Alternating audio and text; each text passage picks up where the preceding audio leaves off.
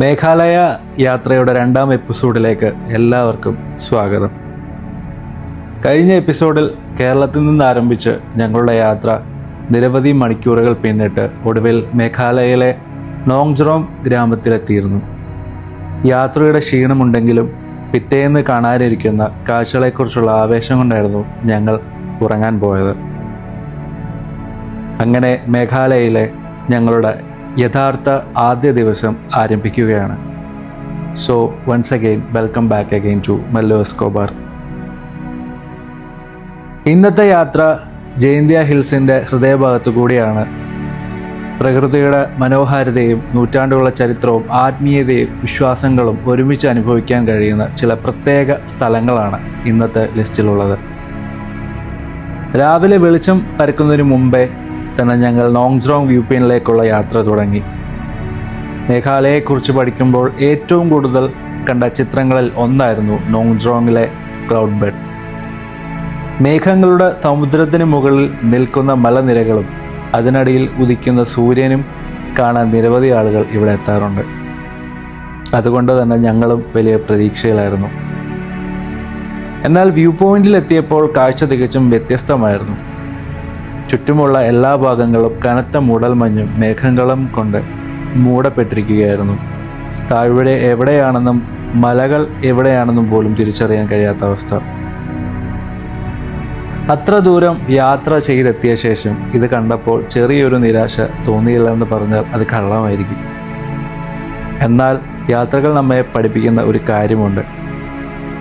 പ്രകൃതിയെ നിയന്ത്രിക്കാൻ നമുക്ക് കഴിയില്ല. നമുക്ക് ചെയ്യാൻ കഴിയുന്നത് കാത്തിരിക്കുക എന്നത് മാത്രമാണ്. അങ്ങനെ ഞങ്ങളും കുറച്ചു സമയം അവിടെ കാത്തു തന്നെ നിന്നു. അതിനുശേഷം ഞങ്ങൾ വ്യൂ പോയിന്റിലേക്ക് പോകാൻ വേണ്ടി ഇറങ്ങിയ ദൃശ്യങ്ങളാണ് നിങ്ങളിപ്പോൾ കണ്ടുകൊണ്ടിരിക്കുന്നത്. ആദ്യം ഞങ്ങൾ രാവിലെ, അതായതൊരു പുലർച്ചെ സൂര്യൻ ഉദിക്കുന്ന സമയത്ത് ചെന്നപ്പോൾ ഇവിടെ ഒന്നും നമുക്ക് കാണാൻ സാധിക്കില്ലായിരുന്നു. കംപ്ലീറ്റ് ഒരു ആകാശം വന്ന് മൂടിയിട്ട് നല്ല ക്ലൈമറ്റൊക്കെ ആയിരുന്നു. പക്ഷെ നമുക്കൊരു വ്യൂവും ക്ലൗഡ് ബെഡും കാര്യങ്ങളൊന്നുമില്ലായിരുന്നു. അതിനുശേഷം ഒരു 7:30 ആയപ്പോൾ ഞങ്ങൾ വന്നപ്പോൾ ഉള്ള കാഴ്ചകളാണ് നിങ്ങൾ ഇനിയും കാണാൻ പോകുന്നത്. ഉച്ചിലക്കുത്ത് എന്നൊരു വ്യൂ പോയിന്റ് ഉണ്ട് നമ്മുടെ ഇടുക്കിയിൽ. ഞാൻ അതിൻ്റെ വീഡിയോ മുന്നേ ചെയ്തിട്ടുണ്ട് അവിടെ പോയാൽ. അതിനേക്കാളിലൊക്കെ അതിൻ്റെ ഒരു വേറെ ഫോമിൽ നിൽക്കുന്ന പോലെ തന്നെയുള്ളൊരു വ്യൂ പോയിന്റ് ആയിരുന്നു നമ്മുടെ നോങ്ജ്രോങ്ങിലെ ഈ ഒരു സൺറൈസ് വ്യൂ പോയിന്റ്. എന്തായിരുന്നാലും ഞങ്ങൾ ചെന്ന ടൈം അടിപൊളിയായിരുന്നു. രാവിലെ ഭയങ്കര രസമായിരുന്നു. ആ ഒരു ഉറക്കമൊക്കെ എണ്ണീച്ച് ഒന്ന് ഫ്രഷായിട്ട് അവിടെ പോയപ്പോൾ കിട്ടിയത്. അങ്ങനെ ഇരിക്കെ സൂര്യപ്രകാശം മലകളിലേക്ക് വീഴാൻ തുടങ്ങി. ഓരോ മിനിറ്റും കാഴ്ച മാറിക്കൊണ്ടിരുന്നു. അപ്പോൾ പതുക്കെ പതുക്കെ നോങ്ജ്രോങ് അതിൻ്റെ യഥാർത്ഥ സൗന്ദര്യം ഞങ്ങൾക്ക് മുന്നിൽ തുറന്നു കാട്ടാൻ തുടങ്ങി. അങ്ങനെ ഓരോ മലയും തെളിഞ്ഞു വന്നുകൊണ്ടേയിരുന്നു. പിന്നീട് താഴ്വരയുടെ ഒരു ഭാഗം. ഇവിടുത്തെ താഴ്വരയുടെ താഴേക്ക് നമ്മൾ നോക്കുമ്പോൾ എല്ലാം കാണുന്നത് വലിയ വലിയ കൃഷിയിടങ്ങളാണ്. നമ്മുടെ നോങ്ജ്രോങ്ങിൽ ആ വ്യൂ പോയിന്റിന് മുകളിൽ നമ്മൾ താമസിക്കുന്നത് താഴേക്ക് ആൾക്കാർ പോകുന്നത് നിങ്ങൾ കണ്ടില്ലേ? അതെല്ലാം താഴെ അവർ കൃഷി ചെയ്യാനും കാര്യങ്ങൾക്ക് വേണ്ടി താഴെ വരെ പോകുന്നതാണ്. അങ്ങനെയൊക്കെയാണ് അവരുടെ ഓരോ ദിവസവും.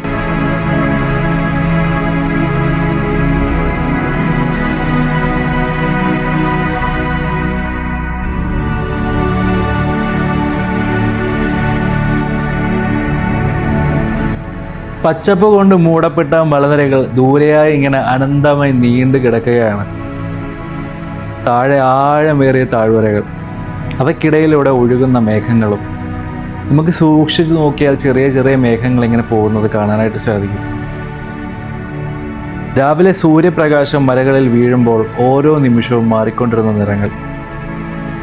ഇതൊരു സാധാരണ വ്യൂ പോയിന്റ് അല്ലായിരുന്നു. പ്രകൃതി അതിൻ്റെ ഏറ്റവും മനോഹരമായ രൂപത്തിൽ നിൽക്കുന്ന ഒരു വേദി പോലെയായിരുന്നു. കുറേ നേരം അവിടെ ഇരുന്ന് കാഴ്ചകൾ ഞങ്ങൾ ആസ്വദിച്ചു.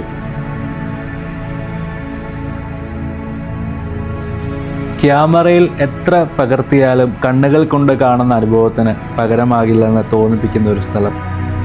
മേഘാലയ സന്ദർശിക്കുന്നവർ നിർബന്ധമായും കാണേണ്ട സ്ഥലങ്ങളിലൊന്നായി നോങ്ജ്രോങ്ങിനെ പറയുന്നതിന് കാരണം അപ്പോഴാണ് ശരിക്കും ഞങ്ങൾക്ക് മനസ്സിലായത്.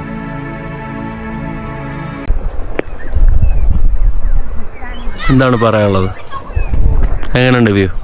So good. പീസ് അല്ലേ? Peace.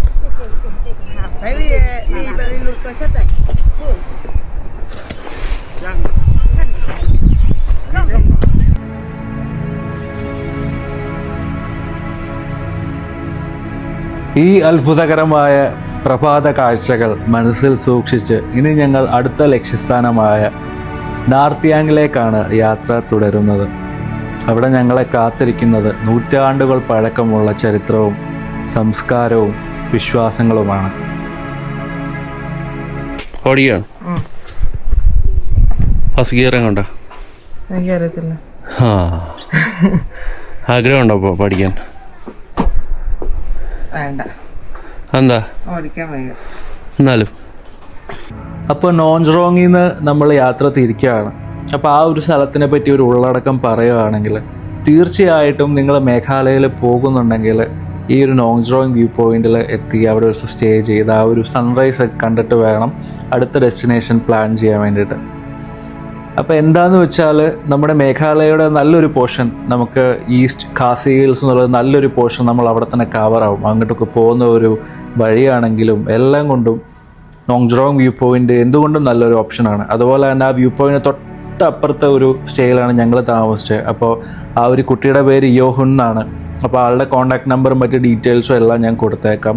ആൾക്ക് നല്ല രീതിയിൽ ഇംഗ്ലീഷ് അറിയാം. അപ്പോൾ നമുക്ക് കമ്മ്യൂണിക്കേറ്റ് ചെയ്യാൻ വേണ്ടി വളരെ എളുപ്പമാണ്. നേരത്തെ തന്നെ എത്തിച്ചേരുന്നൊരു ഡേറ്റ് പ്രീ ബുക്ക് ചെയ്ത് ഒരു അഡ്വാൻസ് ചെയ്ത് അങ്ങനെ പോയാൽ മതി. അപ്പോൾ ഞാൻ അങ്ങനെയായിരുന്നു ചെയ്തിരുന്നത്. ഭക്ഷണവും മറ്റ് കാര്യങ്ങളും എല്ലാം നമ്മൾ കൊണ്ടുപോകേണ്ട കാര്യമില്ല, എല്ലാം അവിടെ യോഹുൻ നമുക്ക് അറേഞ്ച് ചെയ്യും. വളരെ ഡെലീഷ്യസ് ആയിട്ടുള്ള ഫുഡായിരുന്നു. ഞങ്ങൾ അവിടെ നിന്ന് രാത്രിയിലത്തെ ഒരു ഡിന്നർ മാത്രമാണ് കഴിച്ചിരുന്നത്. അത് വളരെയധികം ടേസ്റ്റി ആയിരുന്നു, അടിപൊളിയായിരുന്നു. അപ്പോൾ നമുക്കിനി ബാക്കി കാഴ്ചകളിലേക്ക് പോകാം.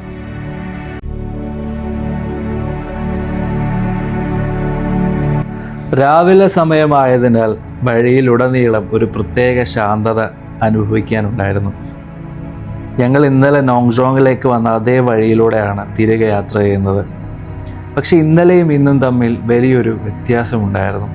ഇന്നലെ ഞങ്ങൾ വൈകിട്ട് വരുന്ന ആ ഒരു ടൈം എന്ന് പറഞ്ഞാൽ ഈ ഒരു റൂട്ട് വളരെയധികം ആ ഒരു സൺസെറ്റ് ടൈമിൽ വളരെ ക്ലിയർ ആയിരുന്നു. ഒരു മിസ്റ്റോ അതുപോലെ മേഘങ്ങളോ കാര്യങ്ങളോ ഒന്നുമില്ലായിരുന്നു. പക്ഷെ ഞങ്ങൾ ഈ തിരിച്ച് രാവിലെ പോയ ഒരു ടൈം എന്ന് പറഞ്ഞാൽ കംപ്ലീറ്റ് ഒരു മേഘങ്ങളിങ്ങനെ വന്നു പോവുകയും നല്ല തണുപ്പും ഒക്കെ ആയിട്ട് ആ ഒരു മോർണിംഗിൻ്റെ ഒരു കിക്ക് സ്റ്റാർട്ട് തന്നെയായിരുന്നു. അത് നമ്മൾ ആ ഒരു ട്രെക്കിംഗ് ഒക്കെ താഴെ പോയി നോൺജോങ്ങിലെ വ്യൂ ഒക്കെ കണ്ട് വന്നതിൻ്റെ ഒരു ക്ഷീണം പോലും അത് മാറി. ഞങ്ങൾ കുറേ നേരം ഈ ഒരു റോഡിൽ നിർത്തി ഒരുപാട് ഫോട്ടോസും ഒക്കെ എടുത്തിട്ടായിരുന്നു പോയത്. കാരണം അത്രയധികം ഒരു മൈൻഡ് റിഫ്രഷിങ് ഒരു സംഭവം തന്നെയായിരുന്നു. രാവിലെ ഈ ആകാശങ്ങൾക്കിടയിലുള്ള ഒരു യാത്രയും ഒക്കെ വേറൊരു സ്വർഗ്ഗതുല്യമായ ഒരു എക്സ്പീരിയൻസ് തന്നെയായിരുന്നു അത്. ഇവിടെ നിൽക്കുമ്പോൾ ഒരു അവസ്ഥ എന്ന് വെച്ചാൽ റോഡിന് ഏതാനും കുറച്ച് മീറ്റർ മുന്നോട്ട് പോലും നമുക്ക് കാണാൻ കഴിയാത്ത ഒരു അവസ്ഥയായിരിക്കും. അത്യാവശ്യം നമ്മൾ കോടയും മഞ്ഞും ഒക്കെ ഉള്ള ഒരുപാട് സ്ഥലങ്ങളിൽ പോയിട്ടുണ്ടെങ്കിലും അനുഭവിച്ചിട്ടുണ്ടെങ്കിലും പക്ഷേ ഇതൊരു വല്ലാത്ത എക്സ്പീരിയൻസ് ആയിരുന്നു. കാരണം ഈ മേഘങ്ങൾ ഇങ്ങനെ വന്ന് പോകുമ്പോൾ നമുക്ക് പ്രത്യേകിച്ച് ഒന്നും കാണാനായിട്ട് സാധിക്കില്ല. നമ്മുടെ തൊട്ടടുത്തൊക്കെ വരുമ്പോഴാണ് വണ്ടികളൊക്കെ വരുന്നു എന്ന് പോലും നമുക്ക് മനസ്സിലാവും. അതൊരു വല്ലാത്തൊരു എക്സ്പീരിയൻസ് ആയിരുന്നു.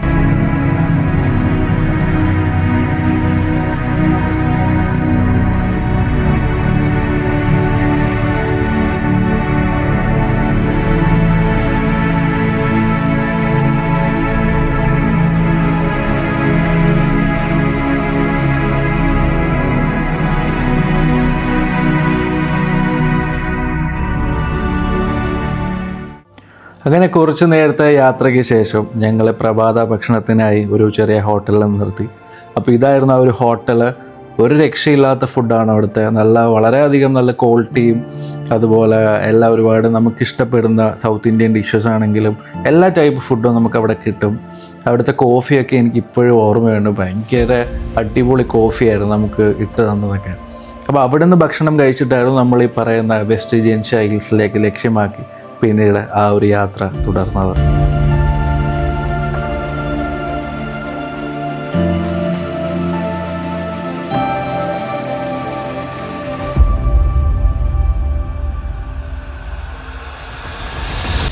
നമ്മൾ മേഘാലയയെക്കുറിച്ച് പറയുമ്പോൾ പലരും ആദ്യം ഓർക്കുന്നത് വെള്ളച്ചാട്ടങ്ങളും ലിവിംഗ് റോഡ് ബ്രിഡ്ജുകളും മലനിരകളുമാണ്. പക്ഷേ ഈ സംസ്ഥാനത്തിൻ്റെ ചരിത്രം അന്വേഷിച്ചാൽ അതിശയിപ്പിക്കുന്ന ഒരുപാട് കഥകൾ കണ്ടെത്താൻ സാധിക്കും. അതിലൊരു ചരിത്ര സാക്ഷ്യമാണ് നാർട്ടിയാങ് മോണോലിത്തുകൾ.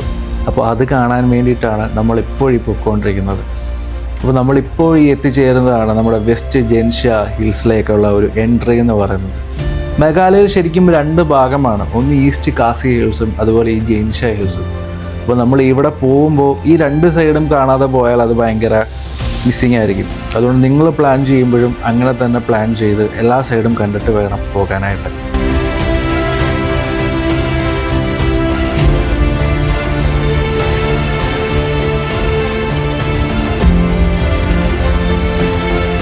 അങ്ങനെ നമ്മൾ വീണ്ടും നമ്മുടെ ഗൂഗിൾ മാപ്സ് ഒക്കെ നോക്കി നമ്മുടെ ആ ഒരു നാർത്തിയാങ് മോണോൾസിലേക്കുള്ള യാത്ര അടുത്തുകൊണ്ടിരുന്നു. അപ്പോൾ ഇതൊക്കെ എന്ന് പറഞ്ഞാൽ ഒരു ഹൈവേ പോലത്തെ ഒരു റോഡാണ്. കാരണം ഈ ഇവിടുത്തെ പ്രത്യേകിച്ച് എനിക്ക് പറയാനുള്ളത് വെച്ചാൽ ഇവിടെ ഡെവലപ്മെൻറ്റ് സൈഡിൽ നമുക്ക് ഫസ്റ്റ് പറയാനുള്ള ഒറ്റ കാര്യം റോഡ്സാണ്. ഇവിടുത്തെ റോഡുകൾ ഏതൊരു കുഗ്രാമത്തിൽ പോയാലും എവിടെ പോയാലും ഇവിടുത്തെ റോഡുകളെല്ലാം വളരെയധികം അടിപൊളിയായിട്ടാണ് ഗവൺമെൻറ് ചെയ്തിട്ടേക്കുന്നത്. ആ ഒരു കാര്യത്തിൽ നമ്മൾ അവർക്കൊരു റൗണ്ട് ഓഫ് അപ്ലോസ് കൊടുത്തേ പറ്റുള്ളൂ. കാരണം അത്രയധികം അടിപൊളി റോഡ്സാണ് ഇവിടെ ഉള്ളത്. കാരണം നമുക്ക് ട്രാൻസ്പോർട്ടേഷനാണല്ലോ ഫസ്റ്റ് ഒരു ടൂറിസ്റ്റ് ഡെസ്റ്റിനേഷനിൽ പ്രോപ്പറായിട്ട് വേണ്ടത്. അപ്പോൾ അതെല്ലാം ഇവിടെ വളരെയധികം നന്നായിട്ട് തന്നെ നമുക്ക് കംഫർട്ടബിളായിട്ട് തന്നെ യാത്ര ചെയ്യാനായിട്ട് സാധിക്കും. അങ്ങനെ കുറച്ച് നേരത്തെ ഒരു യാത്രയിലാണ് നമ്മൾ നാർത്തിയാങ് എന്നീ ഒരു ഗ്രാമത്തിലേക്ക് എത്തിച്ചേർന്നത്.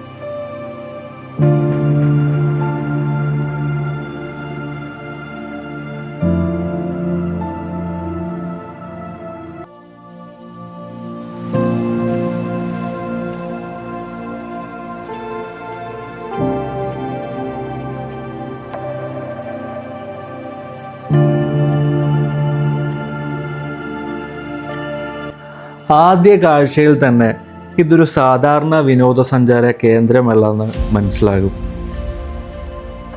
വിശാലമായ ഒരു പ്രദേശത്ത് നിരന്നു നിൽക്കുന്ന ഭീമാകാരമായ കല്ലുകൾ, നൂറ്റാണ്ടുകൾ കഴിഞ്ഞിട്ടും ഇപ്പോഴും അഭിമാനത്തോടെ നിലകൊള്ളുന്ന ആ ശിലാസ്മാരകങ്ങൾ. ഇതാണ് നാർത്തിയാങ് മോണോലിത്തുകൾ. ഇന്ത്യയിലെ ഏറ്റവും വലിയ മോണോലിത്ത് സമുച്ചയങ്ങളിലൊന്നാണ് ഇത് കണക്കാക്കപ്പെടുന്നത്. മോണോലിത്ത് എന്ന വാക്കിൻ്റെ അർത്ഥം ഒരൊറ്റ വലിയ കല്ല് കൊണ്ട് നിർമ്മിച്ച സ്മാരകം എന്നാണ്. പക്ഷെ നാർത്തിയാങ്ങിലെ ഈ കല്ലുകൾ വെറും കല്ലുകൾ മാത്രമല്ല. അവ ജൈന്തിയ രാജവംശത്തിൻ്റെ ചരിത്രവും പാരമ്പര്യവും അധികാരവും സാമൂഹിക ജീവിതവും പറയുന്ന നിശബ്ദ സാക്ഷികളാണ്. ചരിത്രകാരന്മാർ പറയുന്നതനുസരിച്ച് ഈ പ്രദേശം ഒരു കാലത്ത് ജൈന്തിയ രാജാക്കന്മാരുടെ പ്രധാന കേന്ദ്രങ്ങളിൽ ഒന്നായിരുന്നു. അന്ന് രാജാക്കന്മാരുടെയും യോദ്ധാക്കളുടെയും പ്രധാന വ്യക്തികളുടെയും ഓർമ്മയ്ക്കായാണ് ഈ മോണോലിത്തുകൾ സ്ഥാപിച്ചിരുന്നത്. ഇന്ന് നമ്മൾ കാണുന്ന ഓരോ കല്ലിനും പിന്നിലൊരു കഥകളുണ്ട്. ചില കല്ലുകൾ പുരുഷന്മാരെ പ്രതിനിധീകരിക്കുന്നു. അതായത് നേരെ നിൽക്കുന്ന ഒറ്റക്കല്ലുകളാണ് പുരുഷന്മാർ. ചിലത് സ്ത്രീകളുടെയാണ് നമ്മുടെ ആ ഒരു ഡെസ്ക് പോലെ ഒരു ഹൊറിസോണ്ടലായിട്ട് നിൽക്കുന്ന ആ ഒരു പ്രാദേശിക ഖാസി ജെൻഷ്യ സംസ്കാരത്തിൽ ഈ ശിലാസ്മാരകങ്ങൾക്ക് വലിയ പ്രാധാന്യമുണ്ടായിരുന്നു. ഇന്നത്തെ സാങ്കേതിക വിദ്യകളോ യന്ത്രങ്ങളോ ഇല്ലാതിരുന്ന കാലഘട്ടത്തിൽ ഇത്രയും വലിയ കല്ലുകൾ എങ്ങനെ ഇവിടെ എത്തിച്ചു എന്നത് ഇന്നും പലരെയും അത്ഭുതപ്പെടുത്തുന്ന കാര്യമാണ്. നൂറുകണക്കിന് ആളുകൾ ഒരുമിച്ച് ചേർന്നുള്ള കൂട്ടായ പരിശ്രമത്തിലൂടെയായിരുന്നു ഇവ സ്ഥാപിച്ചതെന്ന് കരുതപ്പെടുന്നു.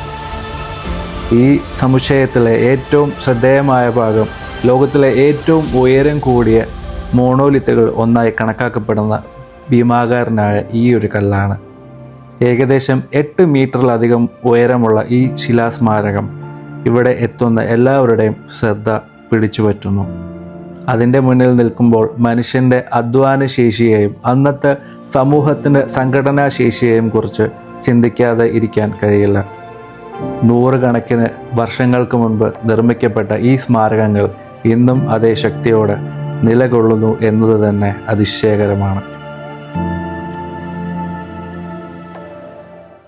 നാർത്തിയാങ് മോണോലിത്തുകളുടെ ചരിത്രയാത്രയ്ക്ക് ശേഷം ഞങ്ങൾ എത്തിയത് ഈ പ്രദേശത്തെ ഏറ്റവും പ്രധാനപ്പെട്ട ആത്മീയ കേന്ദ്രങ്ങളിലൊന്നായ ശ്രീ മാ ജയന്തി ടെമ്പിളിലേക്കായിരുന്നു. നാർത്തിയാങ് ഗ്രാമത്തിൻ്റെ ഹൃദയഭാഗത്ത് സ്ഥിതി ചെയ്യുന്ന ഈ ക്ഷേത്രം വെറും ഒരു ക്ഷേത്രം മാത്രമല്ല, നൂറ്റാണ്ടുകളായി നിലനിൽക്കുന്ന വിശ്വാസത്തിൻ്റെയും ഭക്തിയുടെയും പ്രതീകമാണ്.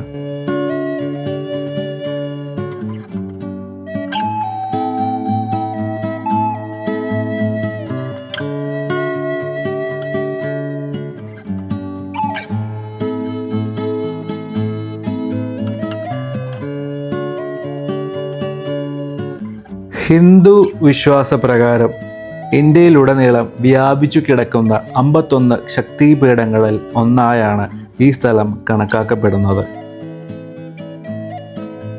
പുരാണങ്ങൾ അനുസരിച്ച് ദക്ഷയാഗത്തിന് ശേഷം സതീദേവിയുടെ ശരീരം ഭഗവാൻ വിഷ്ണു ഭഗവാന്റെ സുദർശന ചക്രത്താൽ പല ഭാഗങ്ങളിലായി വിഭജിക്കപ്പെട്ടപ്പോൾ അവ ഭൂമിയിലെ വിവിധ സ്ഥലങ്ങളിൽ പതിക്കുകയും പിന്നീട് അവ ശക്തിപീഠങ്ങളായി അറിയപ്പെടുകയും ചെയ്തു. അത്തരത്തിലുള്ള ശക്തിപീഠങ്ങളിൽ ഒന്നാണ് നാർത്തിയാങ്ങിലെ ഈ വിശുദ്ധ സ്ഥലം.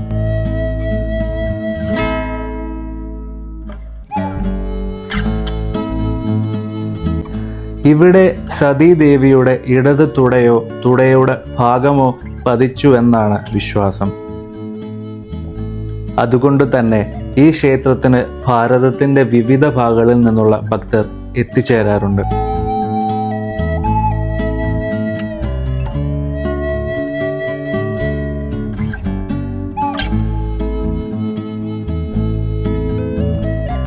ജൈൻഷ്യ രാജവംശത്തിൻ്റെ കാലഘട്ടത്തിൽ ഈ ക്ഷേത്രത്തിന് പ്രത്യേക പ്രാധാന്യമുണ്ടായിരുന്നു.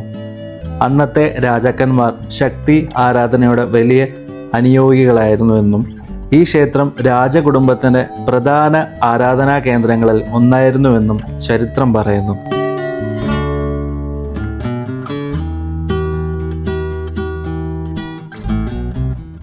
ക്ഷേത്രത്തിൻ്റെ ഇന്നത്തെ രൂപം പല ഘട്ടങ്ങളിലായി നവീകരിക്കപ്പെട്ടിട്ടുണ്ടെങ്കിലും അതിൻ്റെ ആത്മീയ പ്രാധാന്യം ഇന്നും അതേപോലെ തന്നെ നിലനിൽക്കുന്നു. ക്ഷേത്രത്തിലേക്ക് പ്രവേശിക്കുമ്പോൾ ആദ്യം അനുഭവപ്പെടുന്നതും ഒരു പ്രത്യേക ശാന്തതയാണ്.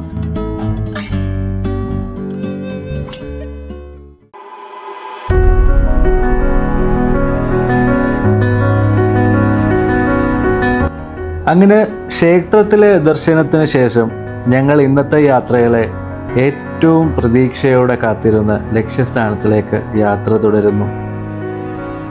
ജൈൻസിയ ഹിൽസിലെ ഏറ്റവും പ്രശസ്തമായ വിനോദസഞ്ചാര കേന്ദ്രങ്ങളിലൊന്നായ ക്രാങ് സുരി വാട്ടർഫോൾസിലേക്കാണ് ഇനി ഞങ്ങളുടെ യാത്ര.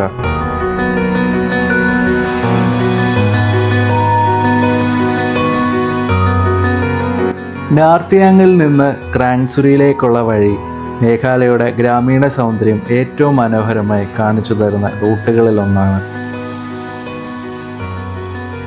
വഴിയിലുടനീളം ചെറിയ ഗ്രാമങ്ങൾ, പച്ചപ്പാർന്ന കുന്നുകൾ, വിശാലമായ പുൽമേടുകൾ, ഇടയ്ക്കിടെ കാണുന്ന താഴ്വരകളും.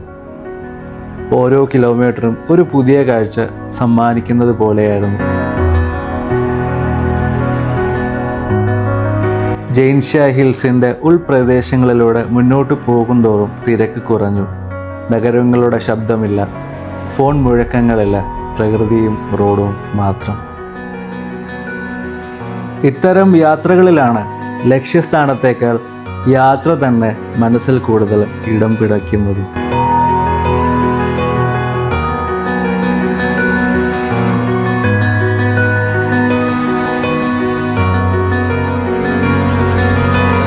അങ്ങനെ ആ ഒരു ചായക്കടയിൽ ഇരുന്ന് റെസ്റ്റ് ചെയ്തിരിക്കുമ്പോഴാണ് ഫാമിലിയുടെ കൂടെ ട്രിപ്പ് വന്ന ഒരു UP-യിലുള്ള അർച്ചിത് ഞങ്ങളെ കാണാൻ വേണ്ടി വന്നത്. അപ്പോഴാണ് അദ്ദേഹത്തിൻ്റെ ഉള്ളിലുള്ള ബൈക്സിനോടുള്ള അമിതമായ ആഗ്രഹവും ഓടിക്കണമെന്നുള്ള ആഗ്രഹവും തിരിച്ചറിഞ്ഞതും ഞങ്ങൾ അദ്ദേഹത്തെ പരിചയപ്പെട്ടതും ഞാൻ വണ്ടി ഓടിക്കാൻ കൊടുത്തു. അതൊരു പ്രത്യേക നിമിഷം തന്നെയായിരുന്നു. അല്പസമയത്തിനകം ഞങ്ങൾ ക്രാങ് സുരി വാട്ടർഫോൾസിൻ്റെ പ്രവേശന കവാടത്തിലെത്തി.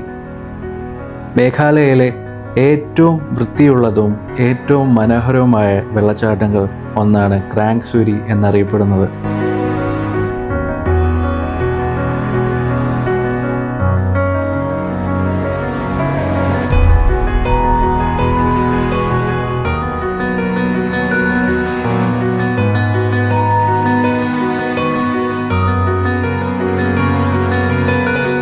ആ ഒരു കവാടത്തിന് ശേഷം നമ്മൾ പിന്നെ വരുന്നത് കുറേ ഓഫ് റോഡൊക്കെ ഉള്ള ഒരു നീണ്ടു കിടക്കുന്ന വളരെ ഓപ്പണായിട്ട് വൈഡായിട്ട് കിടക്കുന്ന ഒരു ലാൻഡ്സ്കേപ്പിലേക്കാണ്. അപ്പോൾ ഇതുവഴി വേണം നമുക്ക് പോകാനായിട്ട്. അപ്പോൾ നിങ്ങൾക്ക് ഒന്നുകൂടെ പേടിക്കേണ്ട, ഇവിടുത്തെ വഴികളെല്ലാം വളരെ കൃത്യമായിട്ട് ഗൂഗിൾ മാപ്സിലുണ്ട്. അതുപോലെ തന്നെ പ്രധാനപ്പെട്ട ഒരു കാര്യമാണ്, ഇവിടെ ജിയോ ആണ് ഏറ്റവും ബെറ്റർ ആയിട്ട് കിട്ടുന്നത്. എൻട്രി ഫീസ് 2 വീലർ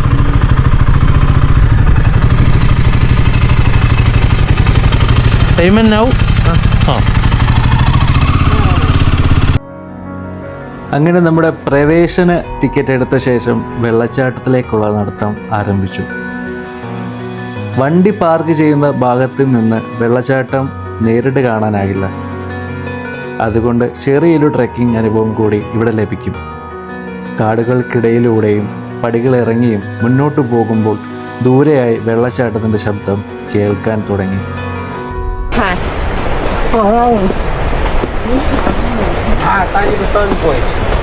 ഓരോ ചുവടും മുന്നോട്ട് പോകുമ്പോൾ ആ ശബ്ദം കൂടുതൽ ശക്തമായി. അത് തന്നെ ആവേശം കൂട്ടുന്നുണ്ടായിരുന്നു. അവസാനം മരങ്ങൾക്കിടയിലൂടെ ആദ്യമായി ക്രാങ്ക് സുരയുടെ നീല നിറമുള്ള വെള്ളം കണ്ണിൽപ്പെട്ടു. ആദ്യ കാഴ്ചയിൽ തന്നെ ഈ സ്ഥലം എന്തുകൊണ്ടാണ് ഇത്ര പ്രശസ്തമായതെന്ന് മനസ്സിലാക്കാൻ സാധിക്കും.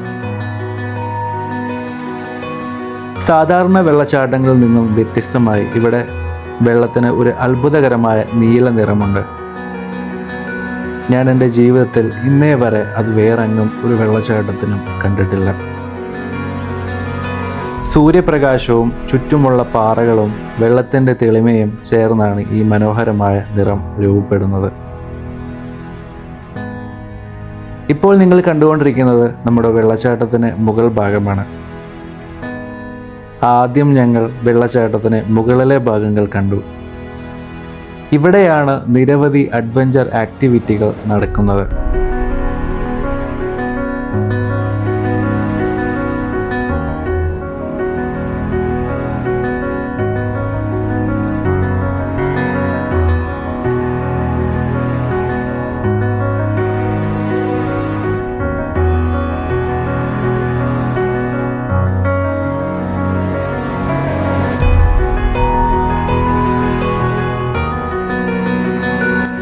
കയാക്കിംഗ് പരീക്ഷിക്കുന്ന ആളുകൾ, വെള്ളത്തിലൂടെ സഞ്ചരിക്കുന്ന ബോട്ടുകൾ, പ്രകൃതിയുടെ നടുവിൽ സാഹസികത ആസ്വദിക്കുന്ന സഞ്ചാരികൾ.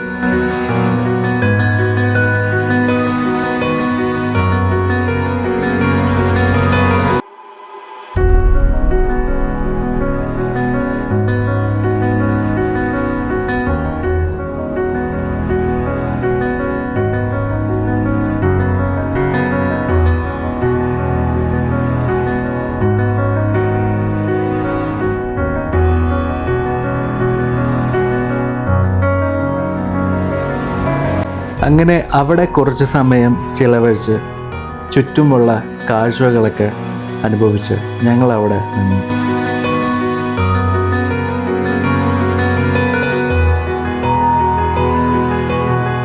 ഒരു ബോട്ടിൽ 2 പേർക്ക് എന്നുള്ള രീതിയിലാണ് അവിടെ കയാക്കിങ് ചെയ്യുന്നത്. അത്ര വലിയ റേറ്റും കാര്യങ്ങളൊന്നുമല്ല. 2 പേർക്കും കൂടി 600 രൂപ. അത് നമ്മുടെ നാട്ടിലിപ്പോൾ വാഗമണ്ണ് പോയാലും അത്രയൊക്കെ തന്നെയാണ് ഞാൻ കേട്ടിട്ടുള്ളത്.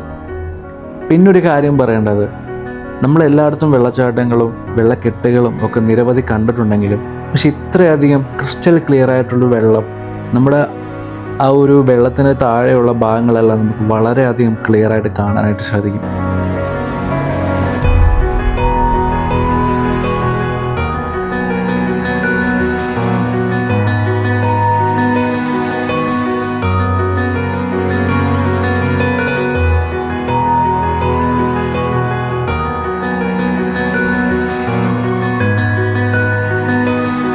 വെള്ളച്ചാട്ടം ദൂരെ നിന്ന് കാണുക മാത്രമല്ല വേണ്ടത് എന്നായിരുന്നു ആഗ്രഹം. അതുകൊണ്ട് തന്നെ വെള്ളച്ചാട്ടത്തിലേക്കുള്ള യാത്ര ഞങ്ങൾ വീണ്ടും തുടർന്നു.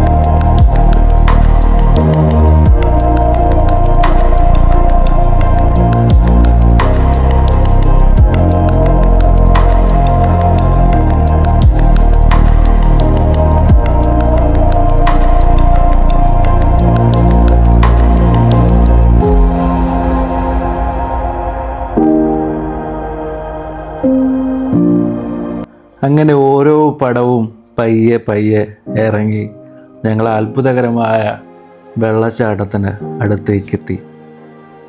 അവിടെ എത്തിയ നിമിഷം തന്നെ യാത്രയുടെ മുഴുവൻ ക്ഷീണവും മറന്നുപോയി. ഉയരത്തിൽ നിന്ന് പതിക്കുന്ന വെള്ളം, ചുറ്റും ഉയർന്ന പാറകൾ, മുഖത്തേക്ക് വീശിയെത്തുന്ന തണുത്ത ജലകണങ്ങൾ, പ്രകൃതിയുടെ ശക്തിയും സൗന്ദര്യവും ഒരുമിച്ച് അനുഭവിക്കാൻ കഴിയുന്ന ഒരു നിമിഷം. കുറച്ചു സമയം ഞങ്ങൾ അവിടെ വെറുതെ ഇരുന്ന് കാഴ്ച ആസ്വദിച്ചു.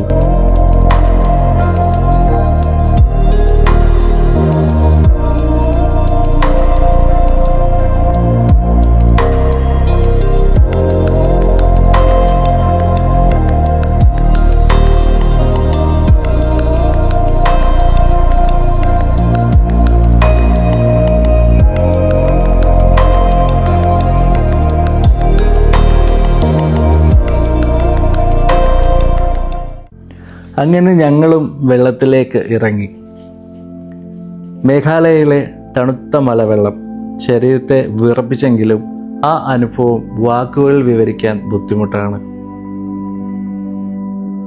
വീഡിയോകളിലും ഫോട്ടോകളിലും എത്ര കണ്ടാലും നേരിട്ട് അനുഭവിക്കുന്നതിന് പകരമാവില്ല. ഞാനും ഭാര്യയും കുറേ സമയം വെള്ളത്തിൽ കളിച്ചും ഫോട്ടോകളെടുത്തും ആ നിമിഷങ്ങൾ ആസ്വദിച്ചും ചെലവഴിച്ചു. യാത്രകളുടെ യഥാർത്ഥ സൗന്ദര്യം പലപ്പോഴും സ്ഥലങ്ങളിലല്ല, അവിടെ നമ്മൾ സൃഷ്ടിക്കുന്ന ഓർമ്മകളിലാണ്. ക്രാങ് സുരിയിൽ ചെലവഴിച്ച ഈ സമയം ഞങ്ങളുടെ മേഘാലയ യാത്രയിലെ ഏറ്റവും സന്തോഷകരമായ നിമിഷങ്ങളിൽ ഒന്നായി മാറി. അങ്ങനെ ജെയിൻസിയ ഹിൽസിലെ ഈ മനോഹരമായ ദിവസം ഇവിടെ അവസാനിക്കാൻ പോവുകയാണ്. നോങ്ജോങ്ങിലെ സൂര്യോദയം മുതൽ നാർത്തിയാങ്ങിൻ്റെ ചരിത്രവും ആത്മീയതയും പിന്നിട്ട് ഒടുവിൽ ക്രാങ് സുരിയുടെ നീലജലങ്ങളിൽ അവസാനിച്ച ഈ ദിവസം മേഘാലയ എന്തുകൊണ്ടാണ് ഇന്ത്യയിലെ ഏറ്റവും മനോഹരമായ സംസ്ഥാനങ്ങളിൽ ഒന്നെന്ന് വീണ്ടും തെളിയിച്ചു. ഇനിയും കാണാനിരിക്കുന്ന കാഴ്ചകളും അനുഭവങ്ങളും ഒരുപാടുണ്ട്. അതുവരെ അടുത്ത യാത്രയിലേക്ക് വരെ എല്ലാവർക്കും ബൈ.